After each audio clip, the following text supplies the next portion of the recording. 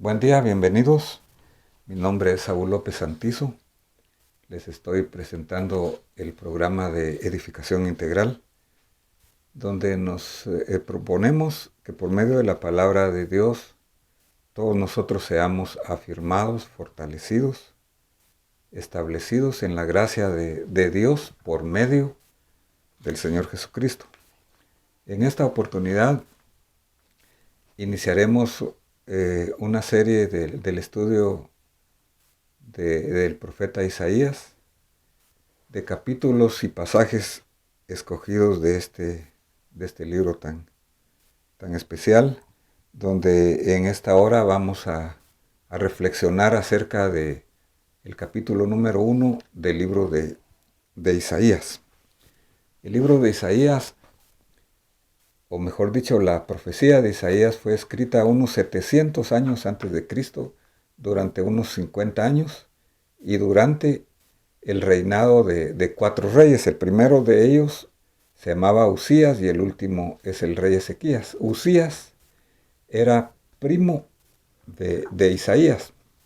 Isaías se había desenvolvido, había crecido en el palacio como parte de la familia real, y él era un estadista, podemos decir, conocía muy bien la situación social, la situación de gobierno de aquel tiempo, y en ese contexto pues el Señor lo utiliza para darle más que todo a Judá y a Jerusalén la profecía. En el contexto de ese tiempo era el reino de Israel se había dividido en dos partes, el reino del norte y el reino del sur.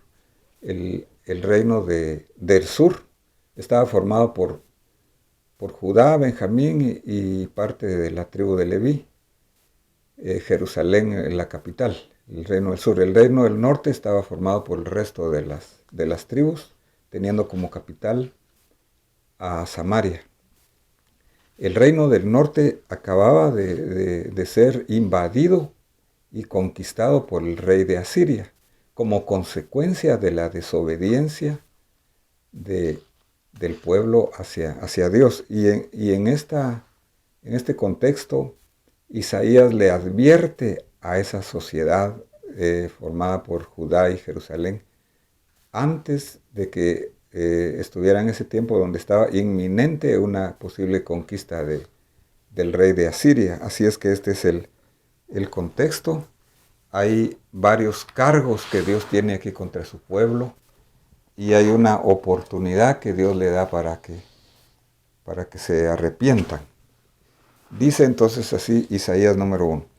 Visión que tuvo Isaías, hijo de Amós, concerniente a Judá y Jerusalén en los días de Usías, Jotam, Acaz y Ezequías, reyes de Judá. Oíd cielos y escucha tierra, porque el Señor habla. Hijos crié y los hice crecer, mas ellos se han rebelado contra mí. Entonces él recuerda el Señor al pueblo, a los cielos y a la tierra que él había puesto como testigos. Por lo menos tenemos aquí lo que nos dice Deuteronomio 30:19, dice así: al cielo y a la tierra pongo hoy como testigos contra vosotros, de que he puesto ante ti la vida y la muerte, la bendición y la maldición. Escoge pues la vida para que vivas tú y tu descendencia. El pueblo de Israel entonces tenía varios cargos, aquí se podría decir judiciales, contra el Señor, contra la santidad del Señor, contra su señorío, y ellos se habían rebelado. Entonces tenemos aquí cuáles son. Dice el versículo 3. El buey conoce a su dueño y el asno al pesebre de su amo, pero Israel no conoce, mi pueblo no tiene entendimiento. El primer cargo entonces que tenía el Señor contra el pueblo era que éste estaba desconociendo al Señor como lo que es el Señor. Al Señor no solamente tenemos que conocerlo como Salvador, sino que también aceptar su señorío. Dice en Mateo 6:33, buscad primeramente que Dios reine en todas las áreas de vuestra vida y todas las demás cosas vendrán por añadidura. Este pueblo había recibido todas las bendiciones que Dios les había dado, había sido cuidado por el Señor, había sido sustentado por Él, pero lo habían abandonado cuando se habían estado rodeados de riquezas y del bienestar. Pero el Señor les está comparando con el buey que trabajaba y el asno, que reconocían a su dueño, reconocían el señorío de su amo, reconocían dónde habían ellos estado siendo nutridos. Pero como consecuencia de ello, había una serie de pecados que tenían. Por ejemplo, aquí dice el versículo número 4, hay nación pecadora, se está refiriendo a toda la sociedad, toda esa corrupción que tenía la parte social. Pueblo cargado de iniquidades es volverse a los caminos que son contrarios a Dios. Generación de malvados, era una generación total. Hijos corrompidos, ellos habían tenido corrupción, habían abusado del poder, especialmente los líderes, han abandonado al Señor, han despreciado al Santo de Israel. Entonces es un pecado contra la santidad de Dios, se han apartado de Él. Y dice, ¿dónde más seréis castigados? Continuaréis en rebelión, toda cabeza está enferma. Estas son consecuencias, todo corazón está desfallecido.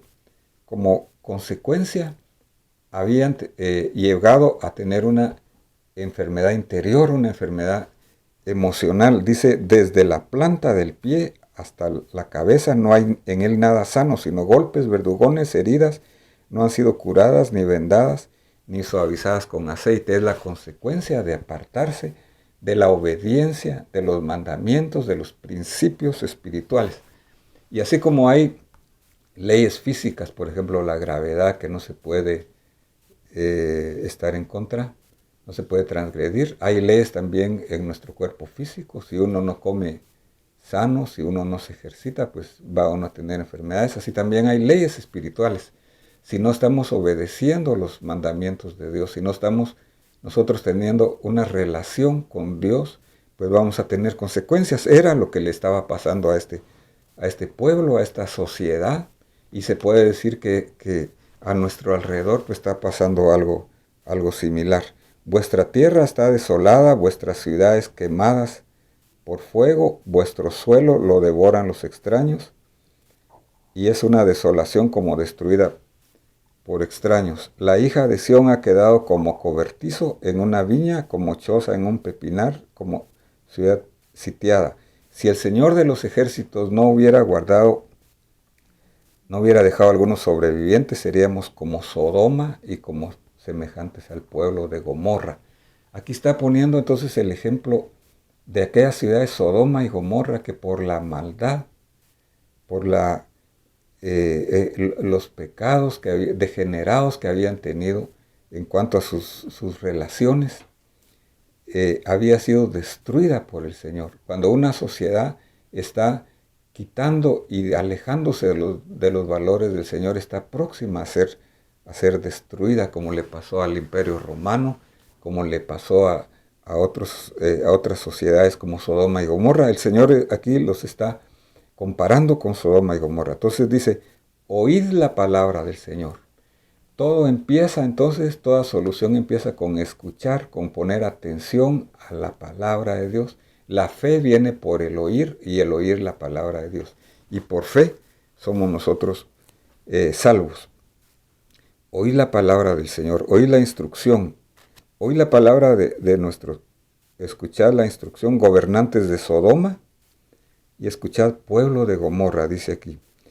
¿Qué es para mí la abundancia de vuestros sacrificios? Dice el Señor. Harto estoy de los holocaustos, de carneros, de cebo, de ganado, cebado, de la sangre de novillos, corderos y machos cabríos, no me complace. Cuando venís delante de mí, ¿quién demanda de vosotros de que pisoteéis mis atrios? No traigáis más vuestras vanas ofrendas, el incienso me es abominación, la luna nueva, día de reposo y el convocar asambleas. No tolero la iniquidad y la asamblea, vuestras lunas nuevas, vuestras fiestas señaladas las aborrece mi alma. Y luego dice más adelante, cuando extendáis vuestras manos, esconderé mis ojos. Entonces, otro de los problemas que había tenido el pueblo era que a pesar de este pecado que ellos tenían, no dejaban sus prácticas religiosas. Era una práctica falsa, era una apariencia, era vivir en doble sentido, una vida doble, podemos decir, porque ellos seguían guardando los sacrificios, ellos seguían guardando las festividades judías, especialmente las tres más importantes, y seguían levantando sus manos orando, pensando que esto les iba a ayudar. Sin embargo, había